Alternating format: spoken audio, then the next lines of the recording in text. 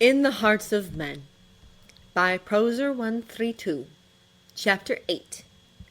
Passion. Jack took a deep breath of the high, thin air. 2. 3, in fact. It wasn't like a deep breath ever hurt anyone, and also the more of them he took, the more he could put this off. How long am I going to put this off, huh? Jack thought, a bit irritable with himself. It was late November now, December a scant few days away, and he'd been putting this visit off since his talk with Jamie in July. You could say it was because he was busy, but he'd be lying. The past 2 years' winter had been very warm, and this season was looking to be more of the same. Jack didn't mind. Winter ran in cycles and would decide when it felt like being a howler again. But it left him with far too much time on his hands, unable to make many of the storms that he wanted to. He still kept snow on the ground, and much of Europe and northern Asia was already dusted white, but his distinct lack of stuff to do only made the fact that he was avoiding this more and more obvious. Well, maybe to no one but him and Jamie. That was enough to Jack, and still got him teased every time he got anywhere near Burgess, which was weird. He was used to doing the teasing. Beneath him, Tooth Palace sprawled out in all its gold and white and pink beauty, tall spires and interwoven balconies, not precisely small below, but delicate. Jack liked this place, liked the places that all of the guardians had. Some more than others. Jack felt a flush creep up his neck, but ignored it.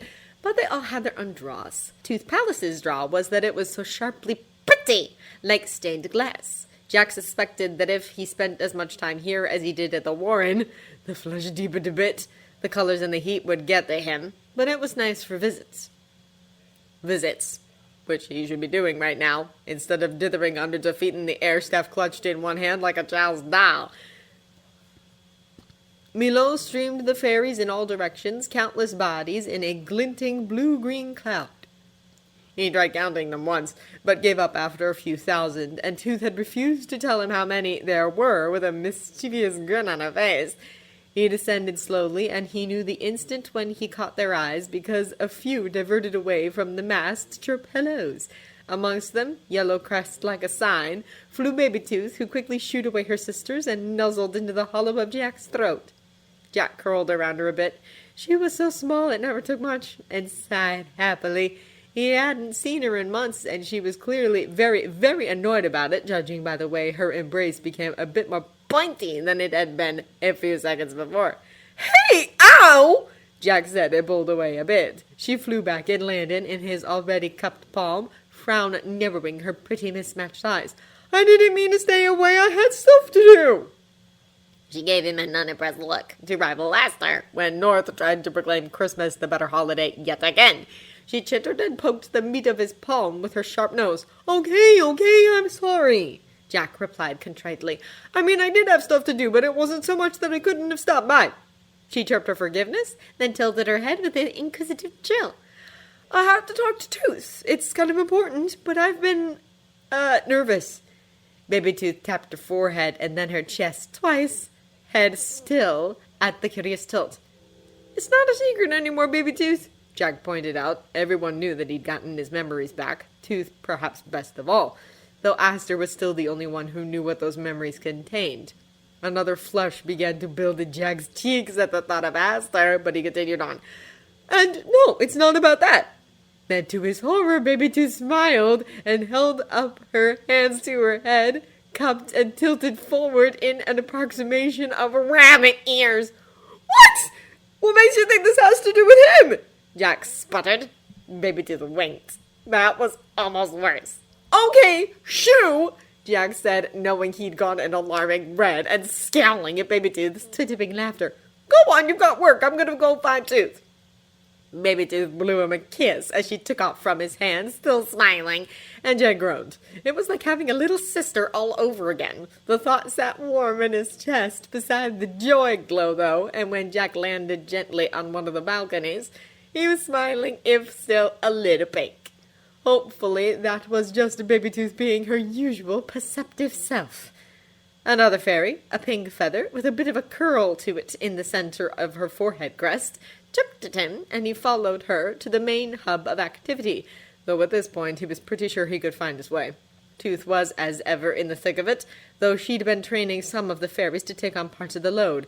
The pink-feathered fairy was one of them, along with Baby Tooth, and one with a bright red crest and almost no blue in her plumage. With a quick chirping exchange, the pink-feathered fairy took Tooth's place, and Tooth soared over. "Jack!" she said brightly when she neared enough to be heard over the din of the humming fairies and porcelain clinks of tooth-boxes. "Hello! It's been a while. We wondered where you'd gotten to." She stopped just inside his personal space bubble, which was better than most days. She had as much trouble with other people's personal space as Jack had with other people in his personal space. Sometimes it was like two skittish animals trying to interact when it came to them. Jack wasn't sure if it was the whole tooth fairy thing, hands under pillows while someone was asleep didn't strike him as particularly aware of that kind of thing, or something else, but they were slowly negotiating it out. "I've just been busy," Jack said and winced at the automatic lie. "Okay, not really, but I, need to talk to you and I didn't want to." Tooth blinked her large eyes. "What about, dear? Your memories?" Jack shook his head. "No, not that," he said and swallowed. "I kind of need to talk to you about Aster, actually." A look passed over Tooth's face, too quick for Jack to read, and was replaced by a neutral sort of gaze. "Is something wrong? Did you two have a fight?" No way," Jack blurted. They hadn't so far. He suspected they might someday, when they were more comfortable with each other, and thought it was safe to do so, but Jack could only imagine what about. If maybe something had gone wrong, maybe if they'd met differently, Jack couldn't think of what they'd fight about unless it was... Well, Jack's feelings might cause a fight. That was an unpleasant thought. "No, it's... Can we talk somewhere else?" Tooth jerked and looked around as if she'd forgotten they were in the middle of the palace for all the fairies to hear. "Oh, of course," she said and gave him a smile, a little worried and smaller than usual. "Let's have some tea, Jack thought of the masala chai she normally served and nodded. "That sounds good," he admitted. "Don't worry, Jack," she reassured as she led him deeper into the palace. "We'll sort it all out." "I hope we will," Jack muttered under his breath. The room she led him to looked precisely the same as the last time he visited it. It seemed to be Tooth's area for living, and always seemed a little disused, like it only saw people when she had guests. It was comfortable, though, if warm, thick with cushions and wall hangings and low tables, and she began to prepare a pot of tea, humming under her breath as she went. It didn't sound like the music Jack usually heard through North America and Europe. It sounded like it had twice the usual amount of notes. "Here," she said at last, when the tea was steeped and they'd been quiet for a while. She handed him a delicately blue cup and sipped out of her own identical one. "Whatever is the matter, Jack?" The tea seemed to go a little bitter on Jack's tongue, and he swallowed before setting the cup aside.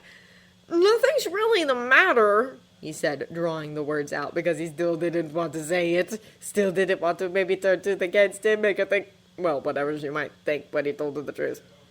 "It's just kind of weird and embarrassing." "I'm very used to hearing embarrassing things," Tooth said, leaning forward a bit. "I'm keeping secrets. Memories, dear." "I know." "Then know that I'll keep it secret if you need, and that I won't think badly of you," she said. A bit of wryness spilled over her face. "Even if I have in the past." Jack nodded quickly before this could turn into another apology about past mistakes, and resolved to get this over with in the same way, quickly. "So I'm in love with Aster." Tooth spilled her entire cup of tea down her front. That probably wasn't good, Jack reflected as she gaped at him. "You're in love?" she said after a moment of wide-eyed staring. "With Bunny?" Yeah," Jack said and swallowed. Are you mad?" "Mad?" she shrieked. "No, no. I'm not mad. Not at all. Really?" "Really?" Jack repeated, staring at her a bit. Well, this wasn't what he'd thought would happen. He'd expected her to be a little more calm about it, at least. "Oh, that's fun. Yes, I can see that," she said, wiping at the tea with a cloth at last and still staring at him. Jack didn't know what the look on her face was about, but decided not to question his good fortune. Well, Jack said, feeling awkward as hell. "I wanted when I was alive, before I was a spirit," he stumbled, "if you loved someone, you asked their parents or family for permission to, court or date or whatever." "All right," Tooth nodded. After a moment, her eyes widened. Oh my goodness, wait, you're asking me? Jack swallowed. Yeah, he said. You and Orth and Sandy are the family Aster has, so I wanted to ask, I want to do this right. Tooth bit her lip, looking a little wobbly. Jack felt wobbly himself, but kept it reined in. First, she said, and then grinned at him. Jack didn't like the look of that grin. you answer a question, and I'll give my permission, okay? Sure, Jack said, blinking. But why? You'll find out, she said, and looked much more like herself, less off balance. He surprised her, clearly, and Jack felt a little wave of relief. Maybe he hadn't been as obvious as he'd feared he was. Okay, then, Jack said. What's the question? What's Bunny's favorite color? She asked, and then added quickly, and if you get it wrong, no permission. Jack, who'd opened his mouth, automatically froze. What? You have to answer correctly, Tooth said, looking Jack right in the eye. The mischief from before had melted away to show a bedrock of determination underneath. A test of sorts. If you're going to ask all of us, we're all going to do it, she explained when Jack just gaped at her like a fish pulled from the water. So, what's Bunny's favorite color? Take your time. You only get one answer. Jack swallowed. Well, no pressure, huh? He asked weakly. Final answer? Tooth replied, her grin returned full force, and Jack shook his head frantically. Aster's favorite color. Jack knew that seemed a very simple question on the surface, but it was Aster! Aster, gray and white Aster, who loved every color he'd ever set his eyes on, so far as Jack could tell. At least, that was the impression he'd gotten when Aster had shown him the collection of first eggs a few years past. Jack imagined there had to be some colors Aster wasn't fond of, but he sure couldn't think of any. The simple answer for this simple question, Jack thought, picking his cup up and staring at the cream-colored tea within, was of course green.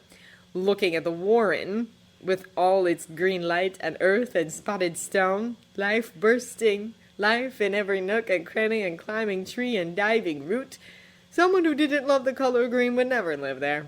It wasn't the right answer, though.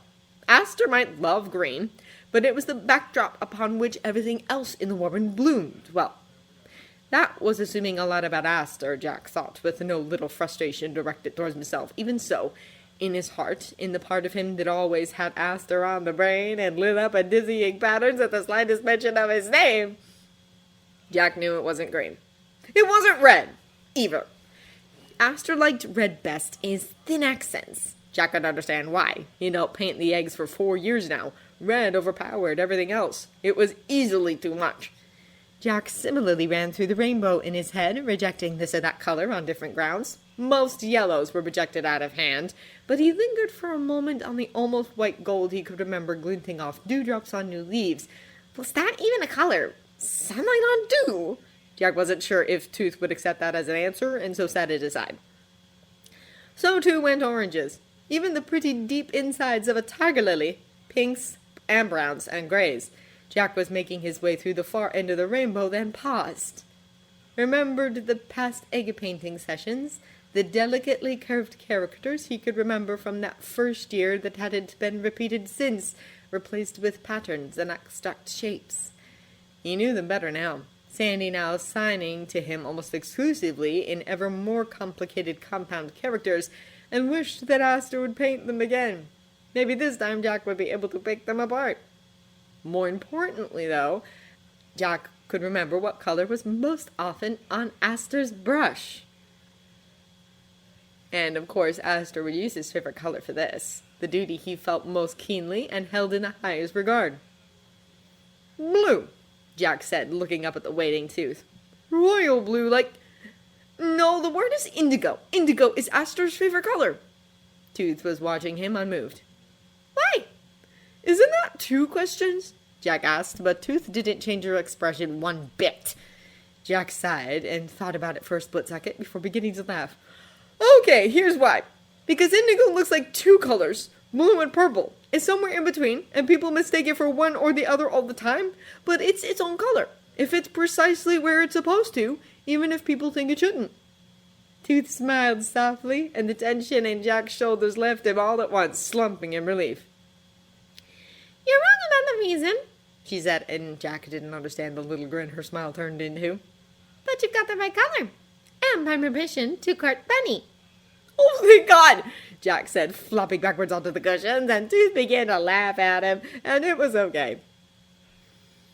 Jack had a bit of a problem. Well, he had two problems. The first problem was really easy to solve, if not for the anxiety that had taken up residence in his stomach. The second problem was really not easy to solve. Oh, God, he was an idiot. But it would solve itself if he solved the first one. The first problem was, of course, North. North, who was gearing up for Christmas and was completely unavailable for Jack to go petition for permission to, well, court Aster. He was starting to hate that word, but date sounded even dumber, and marry just made his entire face turn bright red whenever he even thought about it, so court it was.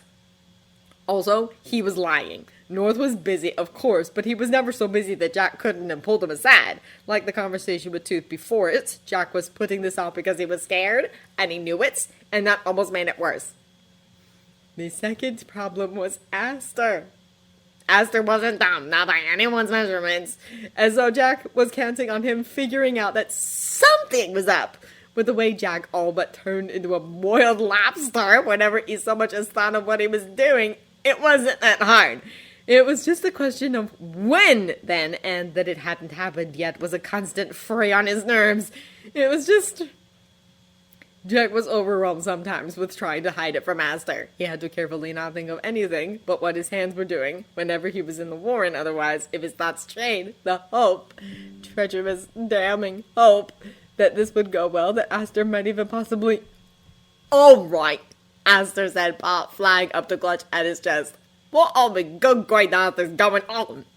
Jack almost leapt like a scalded cat, but the exclamation wasn't directed at him. Aster wasn't even facing him at the moment, crouched over a tiny grapevine he'd transplanted after starting it from seed, some kind of extinct variety he'd managed to recreate. Jack had asked why. If he could time travel, he didn't just go get the seeds from the source. The half-hour lecture on time causality he'd been treated to after that had been interesting, at least, but he'd be happy to not repeat the experience anytime soon. Aster's eyes had got bright, his gestures had gotten animated, and Jack had felt so much love in his chest and weighing at his limbs that it had been a miracle he hadn't tackled Aster then and there. "Is it not doing well?" Jack asked from where he lounged on the long straight branch of a nearby hemlock tree, trying to calm his heart from his panic. "It's not the seedling," Aster replied with a huff. He stood up to his full height and turned, and Jack paused. There was an almighty scowl on Aster's face, and Jack didn't like it at all. "What?" Jack asked, because he wasn't actually sure if it was directed at him or not. "Something's gone wonky," Aster grumped, rubbing at his chest with a tightly clenched paw. "With me hope sense." Jack immediately sat up, concern flooding him. "What do you mean?" he asked, leaning forward. "Are you sick? Should we talk to the others?" "Nothing like that, Frostbite's all right," Aster said, and his face did the little fine look he got sometimes when Jack did something or other. It didn't seem to have a pattern to Jack's eyes. It happened at all sorts of different things, and sometimes Jack didn't have to do anything, just appear in the warren. Jack thought that maybe it meant Aster was... Nope, not thinking about that. Not so near Aster himself." Aster's paw clenched in his chest, and Jack took to the air almost without thinking about it, the wind curling beneath him and launching him forward. "No, it's fine. I'm fine," Aster protested before Jack could reach him. It's a hope, yeah? Every hope there is on the planet has its own light, its own meaning, generally speaking. I don't pay them much attention unless one's unusual or behaving strangely. The brighter, the more unusual. And sometimes they don't do what they're supposed to." "Okay," Jack agreed, hovering a few feet away, not actually sure what Aster was talking about for a second. Unless... Oh no! There's been a hope flickering about, and I reckon it might be one of the brightest hopes I've ever felt, if I could feel it long enough to suss it out. Aster gaped. "It's been on and off for months. It's been driving me mental. Can't figure out where or what about." "Oh, fuck!" Jack landed on the ground quickly, hoping the descent would be sudden movement enough to hide the horror he knew had flashed across his face. Well, that answered the question of if Aster could sense it. Jack quietly thought in the back of his head that it was a good thing he'd had so many years of practice at squashing his own hopes before saying slowly, It doesn't hurt? Nah, more of a shock than anything. Aster huffed. He glared down at his own chest, then glanced to Jack, where his gaze softened. Sorry for worrying you, Frostbite. I'm fine. Just madder than a cut snake, but I can't figure it out. Give it time, Jack said, and wondered if it was strange that he kind of wanted to smile and frown at the same time. I'm sure it'll work out soon, right? Aster gave him a curious look. What makes you say that? Well, whoever it is, Jack replied, feeling very much like he was edging out on thin ice, and he, perhaps better than anyone else, knew how frightening that could be. They've got to figure it out eventually. They'll either give up on the hope, or let themselves actually hope. It kind of sounds like they're trying to not even think about it. Aster sat back down, a heavy look crossing his face, and he set his paw gently against the little grapevine, trailing his fingers along the newly unfurled leaves. Jack sat down near him, the wind carrying his staff over to him from where it had been hooked over the branch he'd been laying on. It was a silent moment. Why would they do that, though?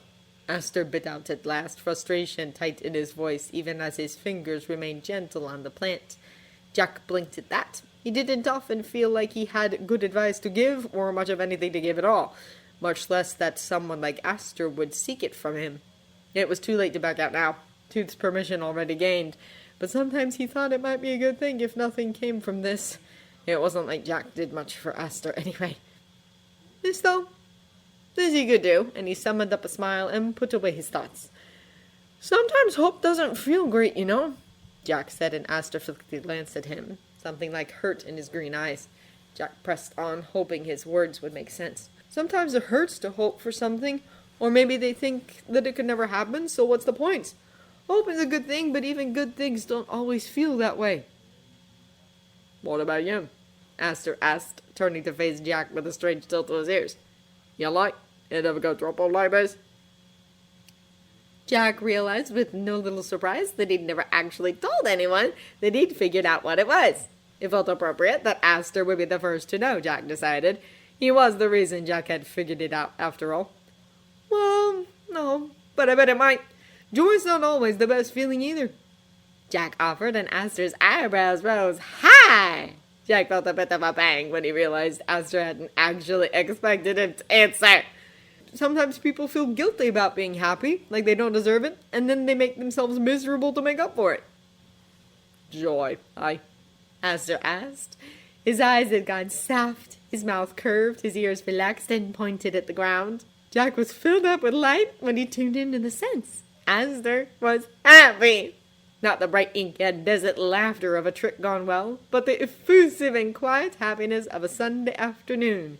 Jack had caused that just by telling him. If it's you. Jack ducked his head, embarrassed.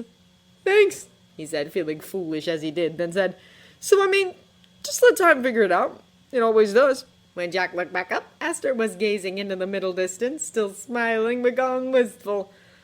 Lie. It does, he said, and there was a complex note to his voice that Jack didn't know how to interpret yet. He might get the chance to learn if... Nope, stop! Aster's face twisted up in discomfort. Wish they'd hurry up and figure it out, though, he grumbled and rubbed at his chest. Jack gilt like a too-thick winter jacket in August. Agreed. So, here he was. Boxing Day, and North's preferred day for Christmas celebrations. North was finally free of his obligations for another few months, and Jack was officially out of reasons. Do not talk to him about this. Tomorrow, he told himself desperately as he neared the North Pole. Tomorrow, I'll bring it up. Tonight was North's big party, which he'd never been brave enough to actually attend so far, the event being so much bigger than just the Guardians.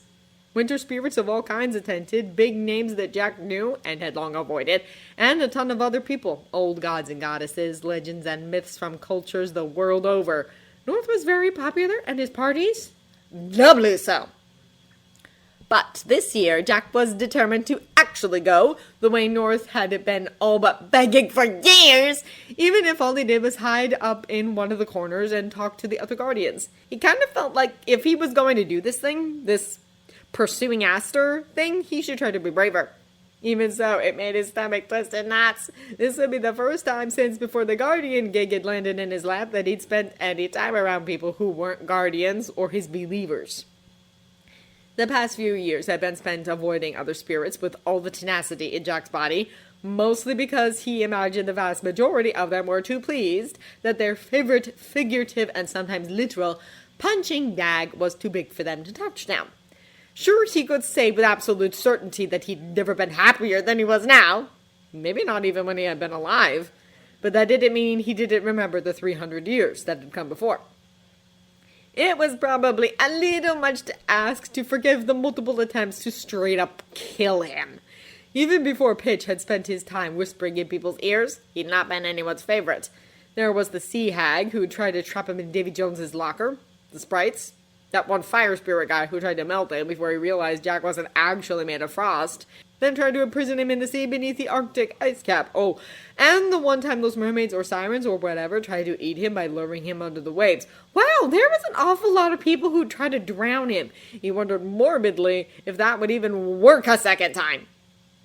That was all before Pitch's interference to make Jack's point for him. He'd not wanted to think about the spite and hateful glances he'd have to endure now.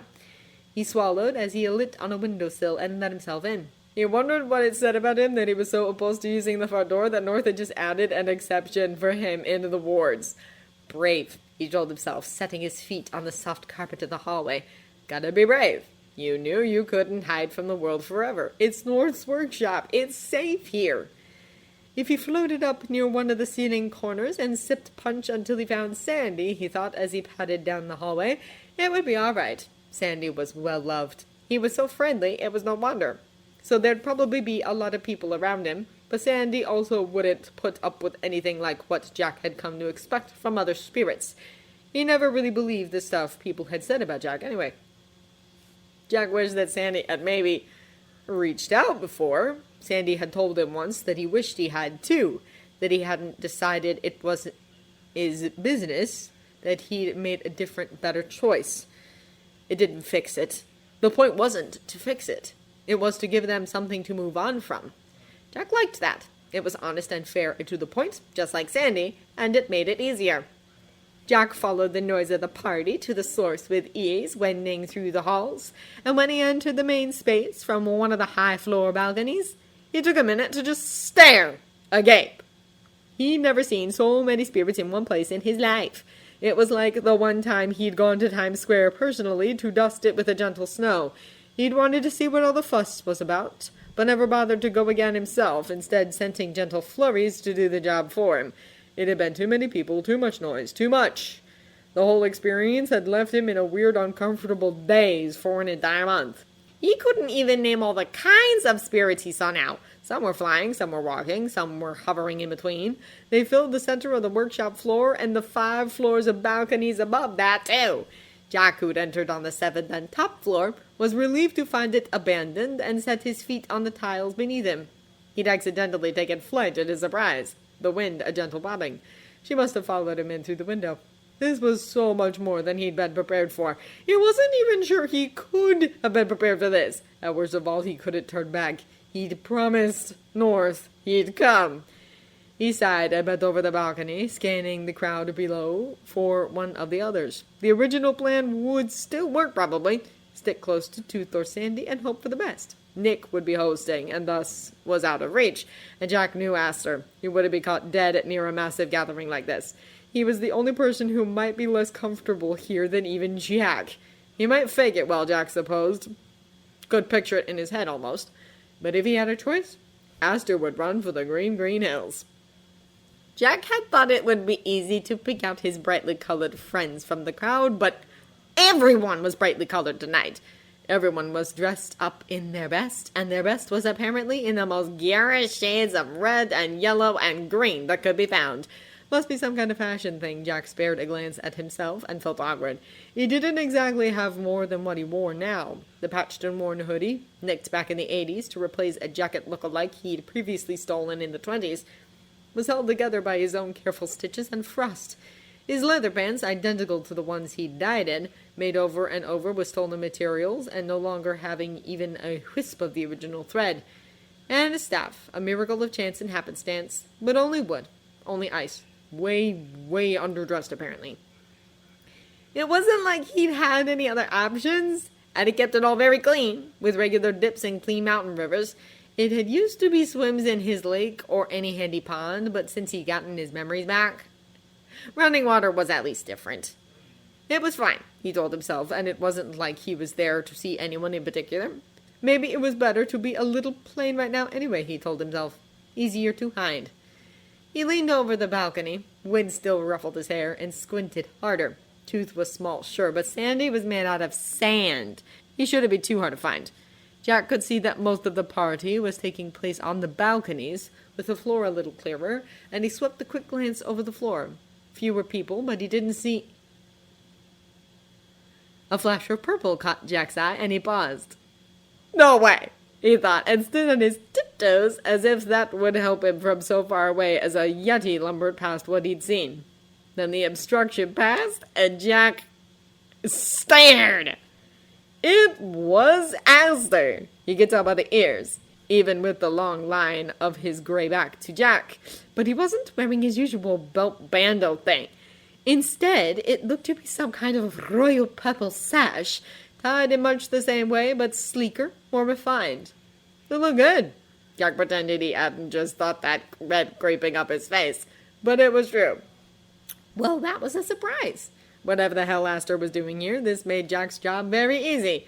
Go to Aster, wait until he was done socializing. There was a small group in front of him, but Jack couldn't see any real details from here. Then abscond to wherever they could find in the workshop that wasn't overrun with guests, and call it a day. Jack spared a thought towards the idea that maybe Aster was here because he wanted to be. Because baby parties were his thing? But it didn't last, dispelled by the tense upright posture and the little twitches of ear Jack could see from here, probably full-blown flicks when viewed from nearby. Aster was uncomfortable. "Guess this makes me a big damn hero," Jack muttered, grinned to himself, and began to move. Carefully and casually, Jack had learned a long time ago that the best way to be left alone was to look like you were headed somewhere and had no time to dawdle. Jack made his way down. He heard some whispers start, but they were all in his wake, people he'd passed. No one was paying attention to him before then, and since he wasn't dumb enough to fly straight across the giant room, he attracted very little attention. He landed on the floor a bit away. No one expected Jack Frost to walk extra camouflage points, and ducking behind the columns holding up the balconies, he was relieved to find it significantly less crowded. The only people here were in tight conversation circles of their own, and didn't seem to notice as he passed by. Aster was still talking to the same group of people Jack had seen from above. There were 4 women in all, each of them nearly as tall as Aster, and radiated an imposing air that had Jack on edge from the second he came within the 2 columns of them. "You can do this," Jack thought, in hopes that it would make him able to do so, and was only a few feet away when he could finally make out their conversation. "Should be ashamed of yourself," the person nearest Aster was saying. She was a thin, pale-skinned woman in a draped and pleated gown of vermilion. Her elegantly piled hair was nearly the same color, but her eyes were black, sclera and all.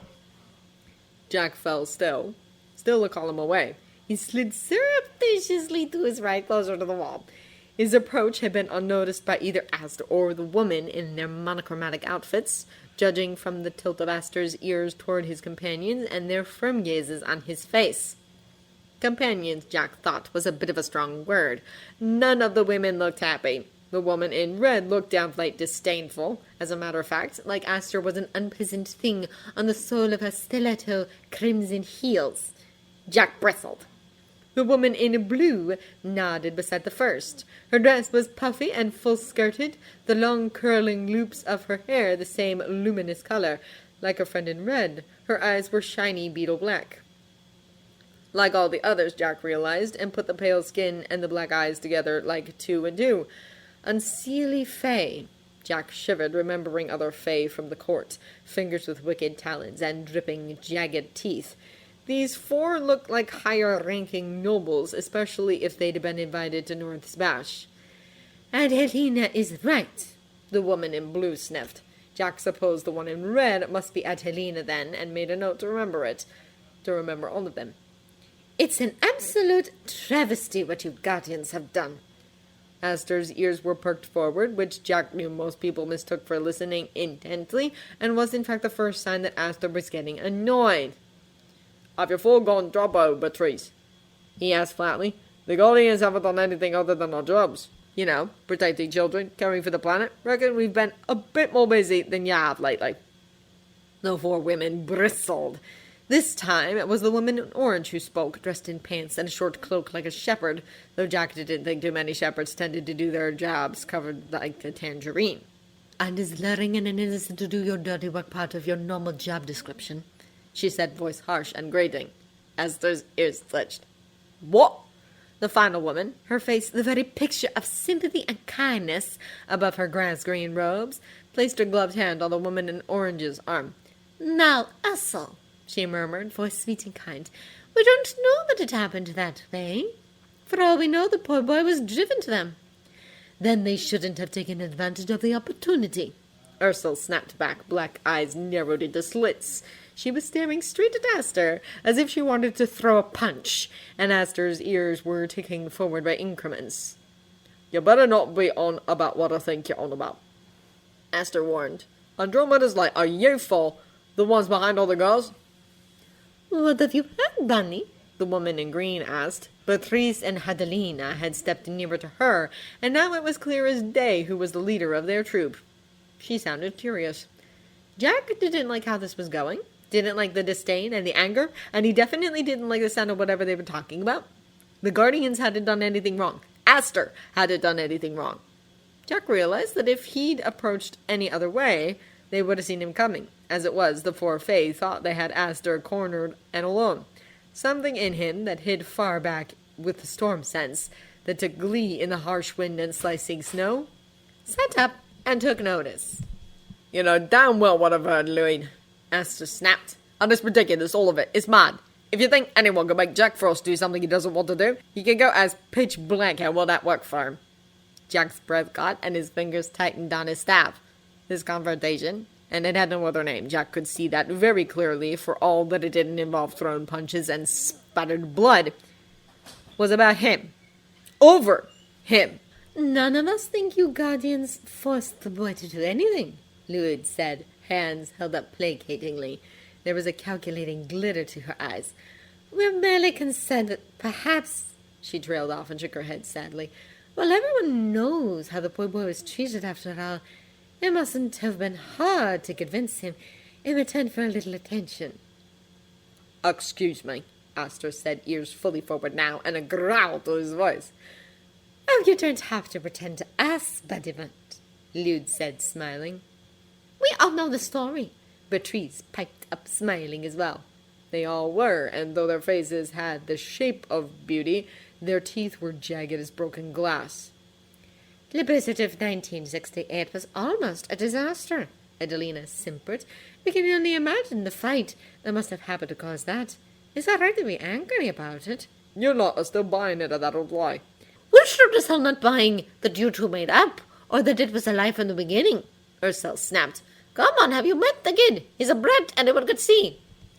And like all children, Lude said softly, black eyes liquid as she gazed at Aster, he is so easily taken advantage of even by those who claim to protect children. He's 300 years old. He's not a child, Aster snarled. He's older than half the people here. He could break any one of us in half, you know that, right? No one took advantage of him. He chose to join us. Is that what you told him? Adelina demanded. That you were sorry? That the Easter blizzard didn't happen? That he was powerful and you needed his help? Is that why almost no one's seen him since then? Beatrice asked, mock innocent. Are the Guardians hiding him away so we can't tell anyone what you've done? No, hold on a moment.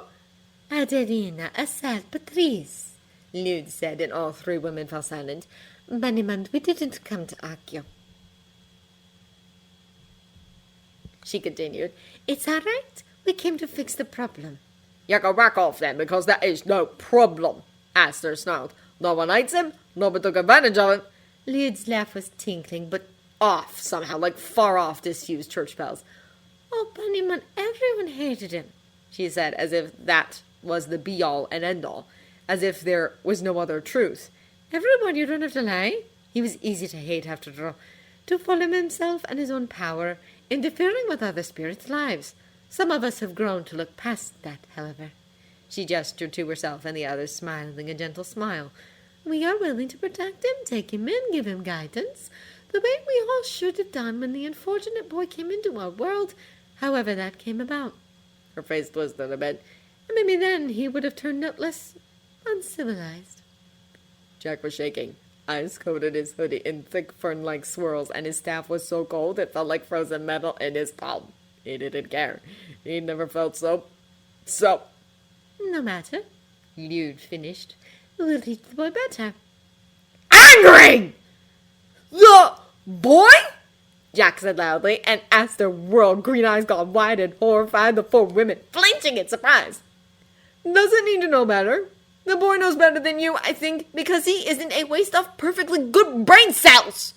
He stalked forward, and frost spilled out of the edges of his body, leaving footprints of solid ice in his wake and snow crystallizing from the moisture in the air around him. I don't need to be protected, or taught, or any of the other bullshit that's coming out of your mouths. He spat, coming to a stop just ahead of Aster, between him and the people who had been harassing him. Harassing Aster over Jack! What the fuck is this? Me being taken advantage of? What the fuck are you talking about? "You couldn't have done what they were asking of you," Adelina said, having the temerity to look sympathetic. Jack wanted to punch her in her creepy teeth. "It's not like you had any experience with something of that magnitude." Jack bared his teeth back in what she could think of as a grin if she wanted to. I'd been fighting pitch for 40 years by the time I joined up with these guys in one way or another, he replied as she flinched back. Once, directly. Nearly lost all my insides over it. Still survived. Adelina looked a little ill. Fuck off! He added with a snap when she went to open her mouth. How dare you tell Aster to be ashamed of himself? How dare you! "She only meant," Newt said calmingly, reaching out to touch his shoulder. Jack knocked her hand aside with his staff, and she yelped as I spread up her arm, freezing the long sleeve of her robe solid and creeping even higher. How dare any of you tell the one person, the one who ever gave a shit about me, who saved my life and gave me every possible chance to say no, that he took advantage of me? Jack raged. He took a step forward, and all four took a step back, black eyes wide and round in identical expressions of shock. That he talked me into doing the right thing, or whatever the fuck you're implying. One, you can fuck off. I chose to do the right thing myself. I'm a living, breathing person. I am capable of making my own goddamn decisions. And two, you can fuck right off, because Aster would never do that to someone, to me. And if you cared so much, if I suffered so much, then where the fuck were you? "Excuse me?" Lyd said, weakly affronted. Where the fuck were you? Jack repeated, and the ice thickened on her arm, painfully from her wince. Any of you? If you felt so bad, why didn't you say anything? Why did you just let it happen? If you even felt bad at the time, Jack added with a dawning realization. Oh my god, that's what this is about, isn't it? He pointed at them with his staff, and all of them, Lyd worse than the others, flinched away. You feel bad because you found out I'm no longer everybody's scapegoat, that I was a good person all along, that you fell for Pitch's bullshit. Or maybe you were the kind who didn't even care even before that, who thought, oh, another fucking winter spirit, I wonder how long this one is going to last before someone kills it. And now you're looking for reasons to make everyone else feel bad too, so that you're at least not alone. Hey, bonus points for trying to steal me from my friends and make me into something I'm not. At least you had an interesting plan. The ice was creeping even higher, almost to her throat, and Jack managed it with a flick of his staff before it could start to do actual damage. She rubbed at her arm, still staring, unable to speak. Jake, Aster said from behind him, but Jack still wanted to say something. I don't ever want to hear someone saying stuff like this again, he declared, looking each of them in the eyes until they looked away. Seriously! Fucking stop it! I wasn't taken advantage of. I was chosen, and I chose to help. I did the right thing, which is better than any of you have ever managed, I bet. Jake, Aster repeated with some urgency. And if I hear that any of you have been saying otherwise, Jack snarled as a parting shot. I have it on good authority. I can break you in half. Might have to freeze you solid first. He tapped his staff on the ground, and snow burst to life above the crook, making all four flinch again. But I'm good at that. Jack! Aster yelped, and North's hand landed on Jack's shoulder, and Jack realized that somehow horrifically they'd become the center of attention for the entire party. spirits and all but crowded in, some even peeking upside down over the balcony, all staring with wide eyes. Does that add any? Are this for troubling you? North boomed loud enough for all to hear but asked of Jack, and squinted at the feigned question. I do not recall your names on invitation list. All four traded distinct looks of panic. Jack's skin was crawling though when everyone was still staring, and he could feel the panic beginning to claw up his throat. Then Aster's paw closed around his left hand, and Jack looked to him. Gobble, Aster said as Nick began to raise his voice in rumbling fury and pull Jack away. Jack was so relieved he took to the air and let himself be towed along, tiny flurries of snow in his wake, clinging to Aster's paw as they fled the massive room into one of the side hallways. 2 turns of the hallway away, Aster drew to a stop, and with no warning, dragged Jack into a tight hug. Jack would have been ashamed about the way he immediately fell into it, burying his face in the muff of Aster's chest and arms wrapped tightly around his waist if Aster hadn't been clinging back.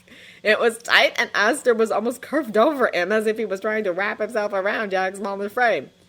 Are you alright? Aster demanded, pulling back and looking at Jack as if he was searching for injuries, as if the entire argument hadn't happened in front of his eyes. Tell me you're alright. What were you thinking? You're gonna stall like dog shot frostbite, are you? I'm okay, Jack interrupted as quickly as he could trip the words past his fumbling tongue. Come on, it's not like we got into an actual fight, Aster, God! He was still shaking, as if they had, though, and knew Aster could see it. Aster didn't reply, just pulled him into a rough hug again. Jack wormed nearer for the first time in months, not thinking about anything, just the fur between his fingers and the warmth of Aster's concern washing over him. What was their problem, anyway? Jack asked after a moment, muffled by the fur of Aster's chest and refusing to pull away even an inch in case the hug ended. I've been trying to hide it from you, Aster admitted, a long pause between Jack's question and his answer. Since you became one of us, there's a movement. No, it's not the right word. Some spirits think you've been... He swallowed, and Jack could hear the noise reverberate in his chest. Abused or something. Brainwashed. Or the pitch was just a ruse for us to take control of you. They never have a dead set story to give you the drum. Looks like those four were at the center of it, though. Bunch of unseelie troublemakers. Jack grit his jaw. I'm going to punch them all in the teeth, he said furiously. All of them! How could they? About you, most of all! Jack pulled back, mourning the loss of the hug, but knowing himself just well enough to know it was a good idea, just in case his anger got out of hand again. Aster let him go more slowly than Jack thought he probably should. About you! He repeated, the fury building up in his bones and creeping up the inside of his throat like spreading frost. Like you're not the only person who cared! Like you weren't the first person who didn't blame me and tried to kill me for something I didn't do, you... He'd been right to pull away, frost spilling down onto the floor and up the wall. Frostbite, Aster said, sounding tentative. There was another note to his voice, warm and uncertain. I'm fine. They didn't say anything we've not heard before, and I've not heard before. We've all heard the accusations, though I'll admit to getting it worse than the others. Reckon it's going to die down after your performance tonight. What? People on... Jack said, snapping his gaze up to Aster's. The ice was under his skin, the anger and horror that Aster, of all people, had been accused of hurting him, and it all had to be glowing out of his eyes. Aster's breath stuttered for some reason, staring at him, and Jack froze. Was he... Fuck, had he somehow managed to scare the unflappable Aster? Sorry, he said, ducking his head under it. It's not, I'm so mad, Oh no, Jack, Aster said, paw coming to rest on Jack's frosted over shoulder. I'm fine. I'm sorry, I didn't mean... It's alright, Frostbite, Aster said, thumb rubbing circles into Jack's collarbone. I'm just not used to... Well, I reckon most people think I can fend for myself. Jack blurted out, horrified. No way, I didn't mean it like that. Of course you can take care of yourself. I like it, Aster said bluntly, and Jack shut his mouth, stunned. You've been doing it all along, and I suppose I never thought about it. You've been protecting me a long time, haven't you? Me on my holiday. Me and my duty. He was smiling when Jack dared to look at him again. They're a good friend, Jack. Jack swallowed. He hadn't thought about it that way either, but Aster wasn't wrong. Maybe he did actually have something to give to Aster. Maybe... He shoved the hope away quick as he could, but Aster's eyes had gone speculative and... Oh no, this wasn't how it was supposed to... Jack, Aster said, frowning now. Do you remember that hope you and I were... Jack! Jack! Jack distinctly heard Aster mutter, no, not now. But Jack had never been more relieved to hear North's voice in his life. Yeah? Jack asked, turning to see North having pulled up watching them both. I wanted to ask Jack a question, but if you are both busy, North began and Jack interrupted. No, yeah, I can do that, no problem, Jack said and took a step before Aster's paw got his arm. Frostbite, Aster said, a frown on his face. Soon, I promise, Jack said with a weak smile. We'll talk about the hope then, okay? Aster nodded, looking perturbed, but let him go. Jack hoped, and didn't mind if Aster felt this one, that this would be the last time he would be so happy to leave Aster's company. So, North said, leading the way through the complicated halls and speaking once they were out of Aster's earshot, a bit further than most. I am starting to think trouble follows you. Jack flinched, but before he could reply, North chuckled. I used to think you looked for it myself. It's good to know otherwise. Jack relaxed a tiny bit. Yeah, Trouble and I are old frenemies. I do not know this word, North said, casting a confused glance at Jack. Jack grinned. For all that he was Santa Claus, he could be really out of touch sometimes. All of the Guardians could. They were lucky Jack thought it was endearing. It's friends and enemies smooshed into one word, Jack explained. I don't mind a little trouble, but it's got a way of turning into a lot of trouble fast, you know? North chuckled like they were sharing an excellent joke. I do, he said, and winked his twinkling eyes at Jack. I must tell you stories, my Bandit King days have many good ones. Jack felt his eyes go wide. Bandit King? Oh man, no one told me you used to be cool. North huffed. I am still cool, he said, sounding offended, but his eyes were still twinkling, so Jack cautiously thought he might be okay. Just to test it, Jack rolled his eyes and was rewarded by North's chuckle. It was a quick, candy-sweet burst of light when he felt for it in his chest. Now, to business, North said, clapping his hands and leaning Jack toward a set of stairs. To Diana, she has told me interesting news. Jack swallowed, the joy sense fading as his nerves rose up. This was what North had wanted to talk about. Yeah. I was not sure I believed her at first, North admitted as they began to make their way up the stairs. Jack didn't bother to remain on the ground, choosing instead to fly. North didn't seem bothered by the steps, even though Jack could see they had a lot of flights to go. It seemed too unlikely, too coincidental. Jack Frost in love with our Bunny. Crazy, right? Jack joked weakly, his heart sinking. Once I would have thought so, North agreed. Once I didn't know you. That sounded good, Jack thought tentatively. Even if I still thought such terrible things about my most recent friend, you would have just disproved them all, Nick said, and paused on one step to give Jack a very serious look that looked a little menacing on his face. That might have just been the revelation that he used to be a bandit king, though. No one fights so hard for someone they do not love. It matters little what way they love. I am correct, however, saying you romantic love Bunny? Yeah, Jack said. Yeah, pretty far gone. Good, North said, sounding satisfied. You have made good decision. Bunny is good man. Having begun walking again, he paused. Well, in manner of speaking. He started walking once more. I trust you understand what he is? He's giving me the rundown. Then you know. Bunny's people, they only love one. One person, one planet, something like that. He mentioned, Jack said, wishing he didn't sound quite so timid. You understand what you were asking him? That he loved you and only you, for entire immortal existence. Yes, Jack answered more firmly. I'm promising the same thing. North gave him a sidelong look, eyes twinkling once more. Oh, what, you think I would go for this much trouble for a fling? Jack quipped, and North chuckled. You're a point. North relented and paused in the middle of the landing. Jack thought they were near the middle of the stairs and wondered if they were going up into a tower or something. North turned to face him, and his face was grave. If you are intent on pursuing this course, you'll know what comes next. Jack nodded, nervous. A question, right? Like Tooth's. One answer has to be right. Exactly, North said, smiling a little. It's tradition, though it is not my place explaining that. Our You ready for question? Here? Jack asked, looking around the landing. One's on schedule, my friend.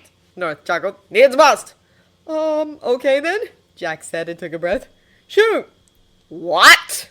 North began, voice solemn as a eulogy. Is Bonnie's favorite season? Jack paused. Stared at North.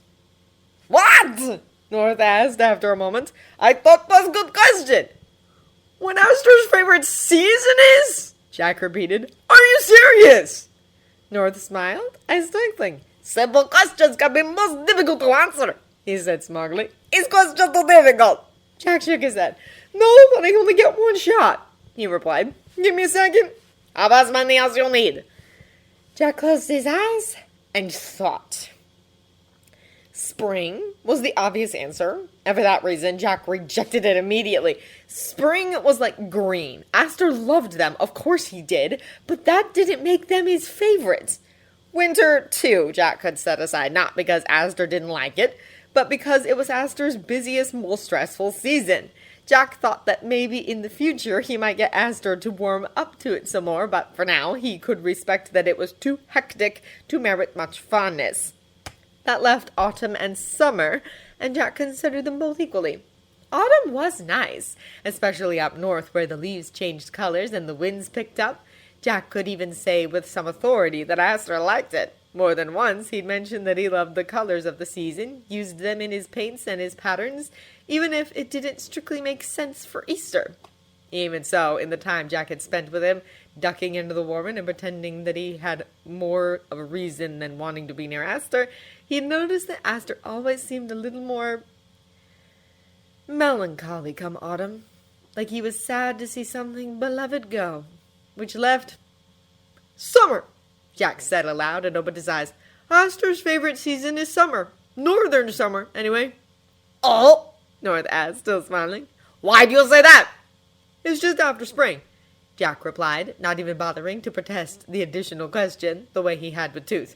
It's his first chance to relax once the work of Easter is past. He spends all winter working, the beginning of spring running Easter, and then the rest of spring cleaning up after Easter. And I think autumn's kind of like Sunday, you know? It's still technically the off-season, but the work of winter is looming. Your answer is correct, North said, and Jack relaxed with a sigh of relief. But your reasoning is not. Tooth said the same thing, Jack muttered, beginning to frown. Was he really so far off base? Those all seemed like reasonable reasons to him. Logical, like Aster. You will understand.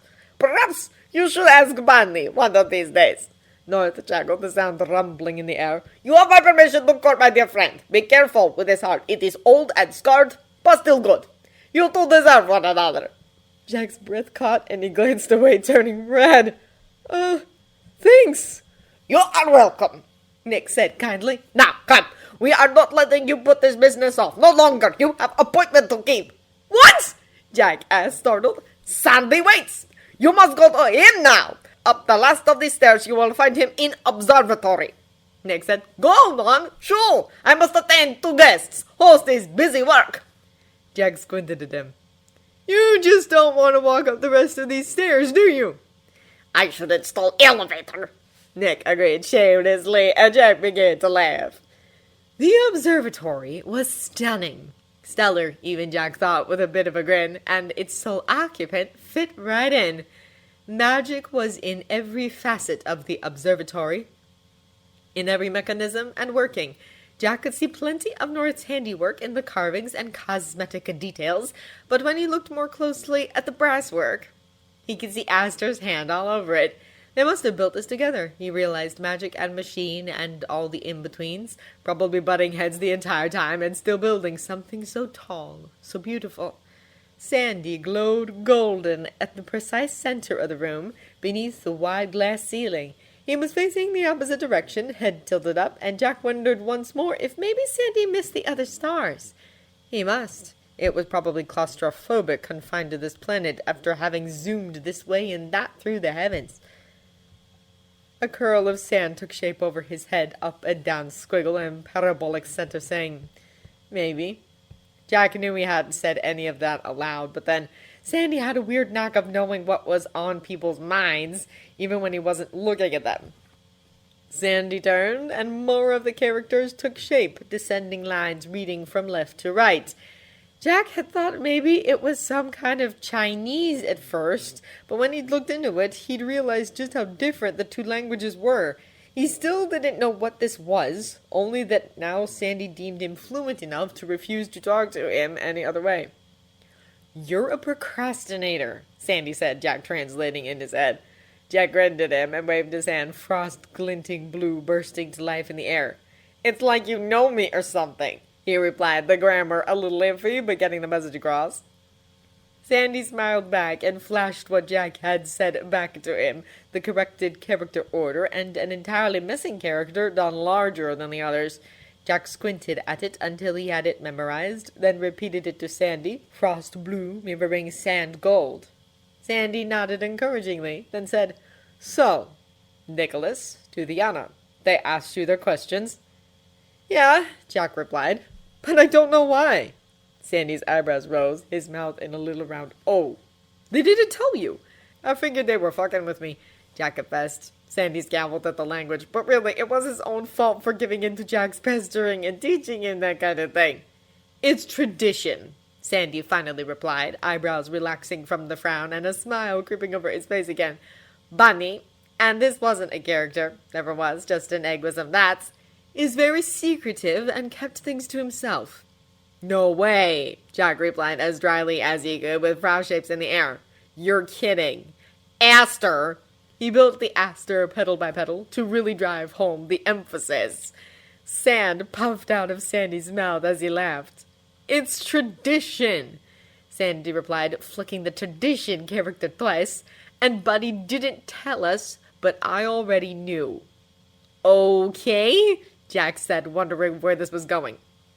"And I told them a while back, when we knew this was going to happen." Jack blinked. Said aloud, "Wait, what?" Sandy smiled at him, and it had such a knowing light that Jack immediately began to turn red. "When we knew that this was going to happen," Sandy repeated. "When we knew you would pursue him." "Oh, God!" And he meant... "How long?"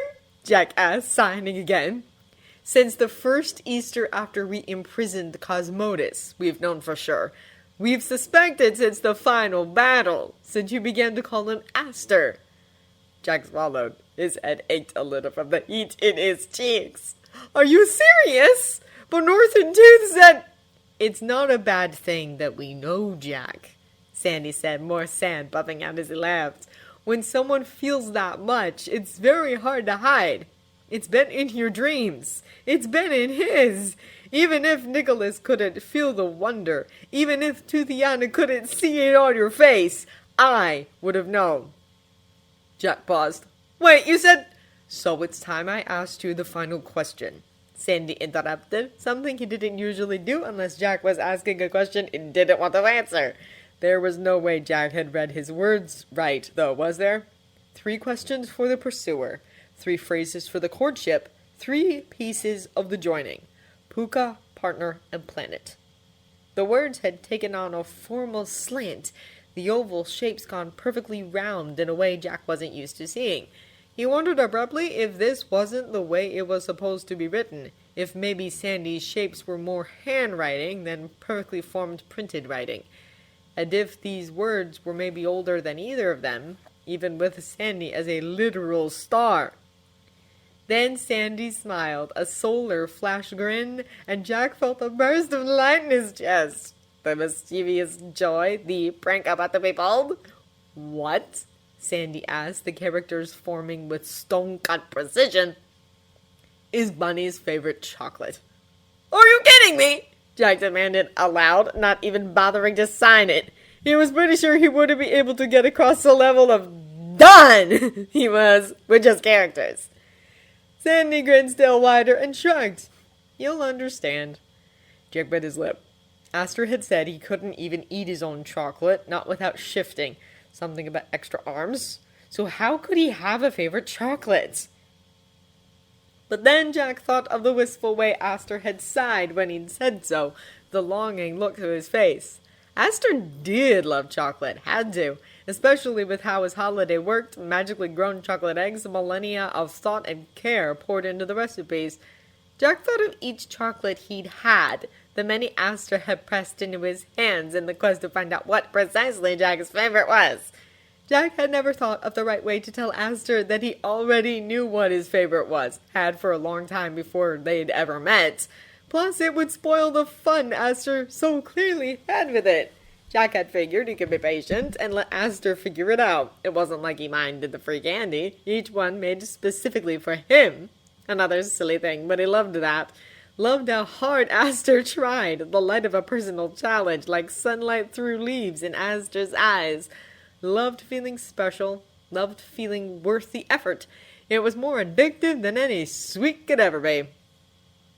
But never once had Aster tried the obvious route, the simplest path, and Jack suspected he knew why.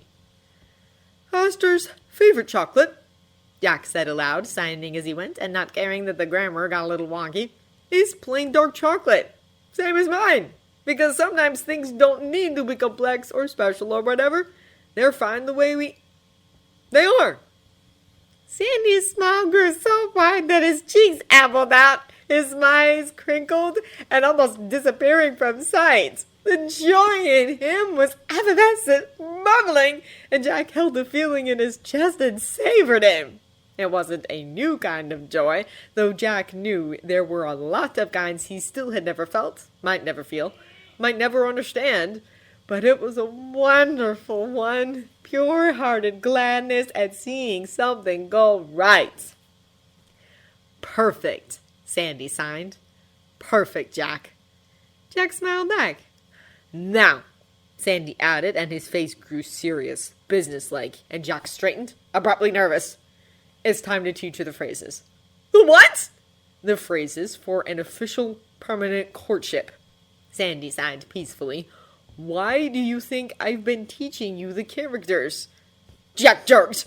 Wait, These are the classic Pukin characters, Sandy explained. Bonnie's language. He smiled a little sheepishly, though after so long my characters looked just like his. Had to remember the right circles for your question. This explained the eggs, Jack thought numbly. That first Easter, the characters that had looked so familiar. This wasn't Sandy's language, it was Aster's! Aster's handwriting, even! I'm sorry I couldn't teach you how to speak it, Sandy said, face growing mournful. I didn't want to spoil the surprise, and Bunny's the only other one who knows. Jack nodded, still stunned. So, what, I'm going to write it for him? The way I do for you? Sandy splashed up bright sand in an affirmative before it coalesced into characters once more. He'll be able to read it, and he'll know what it means. He will understand. He doesn't know that you've been doing this, but he will understand. Jack bit his lip. That doesn't mean he'll say yes, he sighed before he lost his nerve. That doesn't mean that I'm what he wants. Sandy laughed. You'll just have to hope, won't you? Jack rolled his eyes. Okay, teach me these things, he said. I think I've put it off long enough. I think Aster's waited long enough, Sandy agreed, and before Jack could ask, launched into the first line of characters. It was almost dawn. Or, well, it would have been, if they weren't at the North Pole, Jack thought, with a bit of a frown. It was very, very early in the morning, at least, and the party had almost entirely dispersed. Jack didn't mind. He'd way rather spend hours with Sandy, memorizing lines of a language he was coming to know as well as his own, than spend hours at a loud party full of people he didn't know. That was probably weird. He didn't care. The workshop was largely empty, save the occasional Yeti or elf. Jack had no idea where North was, and if Tooth had been there at all, he hadn't seen her. It would have been easy to lose even her bright green plumage amongst all the spirits, though. Jack knew Aster remained here, though. He couldn't say how precisely he knew, only that it made sense for Aster to have lingered. Jack had told him they would talk later, after all, and Aster knew Jack wouldn't leave without finding him, same as Jack knew now that Aster wouldn't have left before he could. It was merely a matter of finding him. Jack contemplated asking one of the Yeti nearby. Danica looked bored as she swept up debris from the party, but decided that would be like cheating. Jack could figure this out on his own. He wandered towards the actual entrance hall, far from the window where he'd let himself in. It was a wide pavilion near an incredible glacial overhang where spirits could arrive one way or another. Jack thought maybe there was an elevator for the ones who couldn't fly, but he wasn't sure.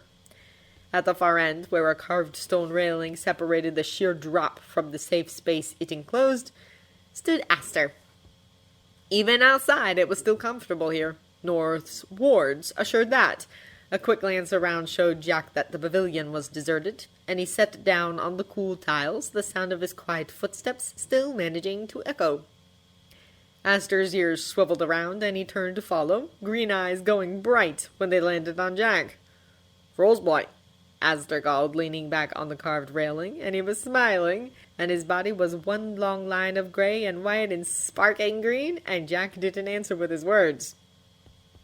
Instead, he looked at Aster and thought about the permission he'd received, the things he'd learned, the answers he'd given. He looked at Aster and let himself hope at last that this would go well, that Aster might even say yes.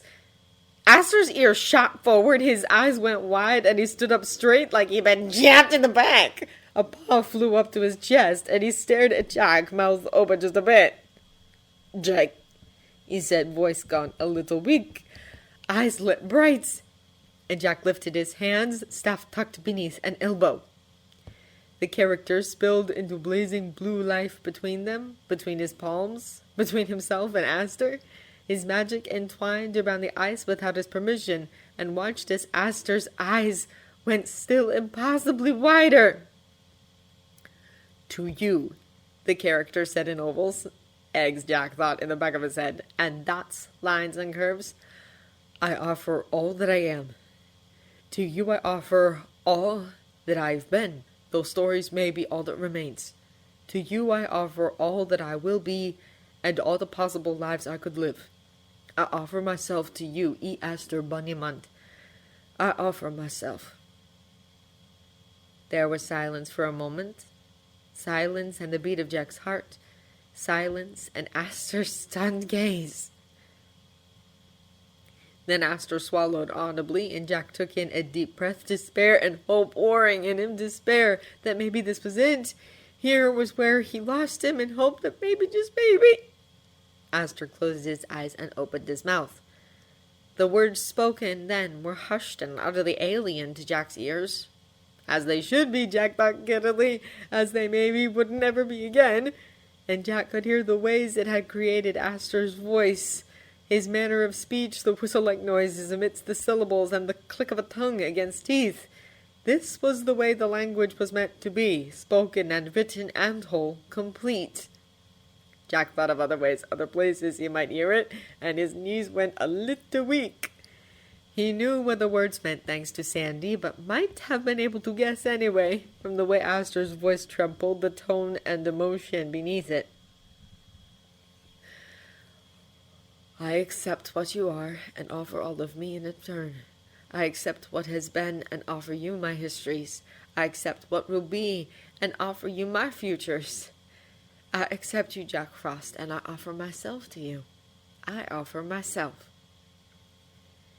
Aster's eyes were open again, the blazing copper green, and Jack swallowed, was unsure if he should want to back away from something that bright or leap forward into it. Fingers shaking, he began to create the last phrase, the one they were meant to speak in unison, and Aster's mouth moved over the sounds as his eyes skimmed over Jack's characters. "Us two offer ourselves and gain more than the sum of ourselves," they said together in their own ways. "We claim what is ours and give what is ours. We are the same in soul and in spirit, in heart and in care. We have found ourselves in ourselves. We are as we are meant to be." The last sounds of Pukin faded from Aster's lips. Jack's frost melted in the warm air of the wards. They stared at one another wordless. "Frostbite," Aster said at last, voice throaty and thick. "What? How did you—" Jack grinned, but I could feel his lips trembling. "Come on, Bun Bun. Jack replied, trying for joking and only hitting fond. Give your friend some credit. Aster's ears perked forward. Sandy, he said. Sandy must have taught you the phrases. He did, Jack agreed. But Tooth and North knew what I was doing. They asked me questions. Part of the tradition, apparently. What were the questions? What your favorite color was? Jack answered, suddenly nervous. Your favorite season? Your favorite kind of chocolate? One of Aster's eyebrows worked up. You don't say, he said, sounding dry. Jack laughed a bit. What were your answers? I'm not sure if I'm allowed to tell you, Jack said, knowing it was teasing, knowing it was flirting, and watching as Aster's nose twitched, his gaze sharpened. He leaned forward just a degree or two more, knowing he was flirting, and Aster was interested, was more than interested, wanted him too. It might be against tradition, after all. Wouldn't I already know the answers, Frostbite? You can be a little clueless. Clueless, Aster repeated, affronted. Yup, Jack said, smiling with what he knew to be a serene, bliss-down expression. He knew it was so because there was no way it was anything else. Which is what I'll take pity on you, Cottontail. Your favorite color is indigo?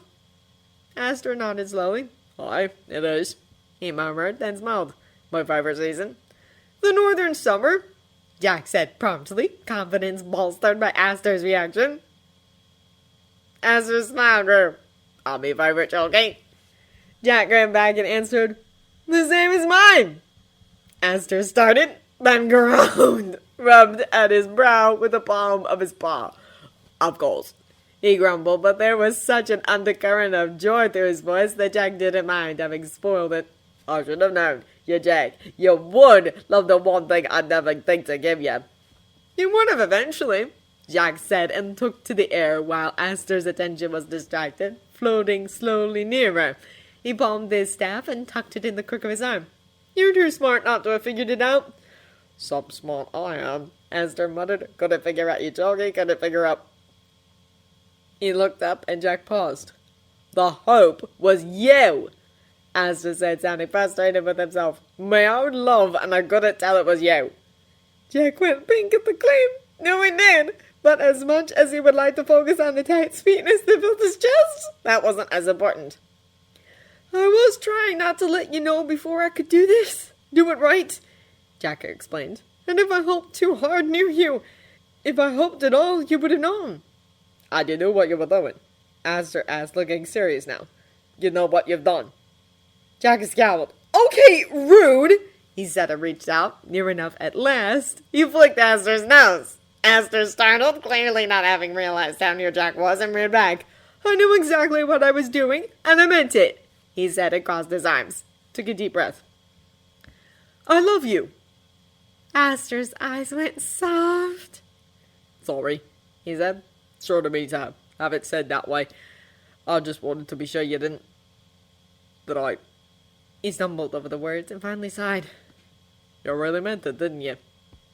Jack nodded, and for a second, his heart dipped as he realized what Aster hadn't said. Yeah, he said, and steeled himself for the answer. You didn't just say yes because it's me. Did you? Aster blinked at him. Of course I did, he said, and Jack held still as something in him tried to curl up and die. Of course I said yes because it's you. Aster continued hastily, paws rising and setting on Jack's shoulders. It's you. There's no one else. I couldn't have ever... Me heart's been set on you for years, Jack. I didn't mean that the way it sounded. Jack blinked. You're awful at this, he said after a moment, and he knew he was way too delighted, but who cared? You're terrible! Oh my god! Rock off! Aster hoped past one on Jack's shoulders. No, wait, are you kidding? You're so bad at this! Seriously, Aster! Aster's mouth was warm, the first smooth and strange on Jack's lips, but not unpleasant, just different than anything else. It was actually kind of like the world's softest beard, and when Aster pulled away, Jack burrowed in, burying his face between Aster's jaw and wrapping himself around Aster. His staff dropped with a clatter on the tile behind them, and they both ignored it. It felt different now, Knowing what he knew, having said what they'd said, Jack realized Aster's joy was radiating out, and it was brighter than any Jack had seen so far. An old wish given up on but finally granted. A lost thing returned to where it belonged. Relief and happiness like a bonfire in Jack's chest. I love you, Jack Frost, Aster whispered. Then his voice changed, the sound changed, and Jack could tell it was the same message, just in words that made his muscles feel like warm water and his bones want to give up the ghost. A long string of vowel-like sounds under the click and aspirated I. It sounded like Gaelic and Arabic had melted together and become something so much bigger. "Tell me how to say it," Jack commanded, even as his fingers dug into Aster's fur, even as they somehow managed to curl into each other more completely than they ever had. Aster repeated the words patiently. Jack said them back. Aster's breath caught, and Jack had been wrong. This was the brightest joy he'd ever seen, his own and Aster's together. Again? Aster demanded. Jack said it again. Aster said it back. They shone together in Jack's chest like a supernova in reverse, like a beginning, not an end.